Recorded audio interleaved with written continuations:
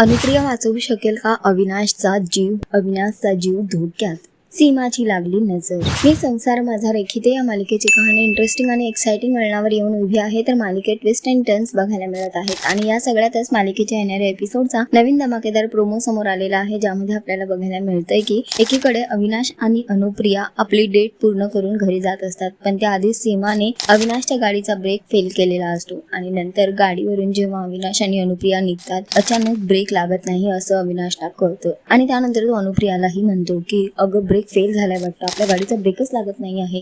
आणि तितक्यात गाडीचा ऍक्सिडेंट होतो. अविनाशची गाडी जाऊन झाडाला धडकते आणि त्यानंतर अविनाश मात्र रक्तबंबाळ होऊन जमिनीवर कोसळतो. अनुप्रियालाही जखम झालेली असते, पण अविनाश मात्र बेशुद्ध होतो आणि त्यानंतर अनुप्रिया त्याला उठवण्याचा प्रयत्न करते, पण आता अविनाश काहीच रिस्पॉन्स करत नाही आहे. पण भर रात्री अनुप्रिया अविनाशला भाजीच्या ठेल्यावरून घेऊन जाते हॉस्पिटलपर्यंत. तिला दुसरं कोणीही मदतीला येत नाही आणि हॉस्पिटलमध्ये पोहोचल्यावर डॉक्टर अनुप्रियाला म्हणतात की पुढचे 24 तास खूप क्रिटिकल आहेत. जर त्यांना त्या 24 तासात शुद्ध आली नाही तर आम्ही काहीच सांगू शकत नाही. आणि हे ऐकून मात्र अनुप्रियाचा जीव कसावीस होतो.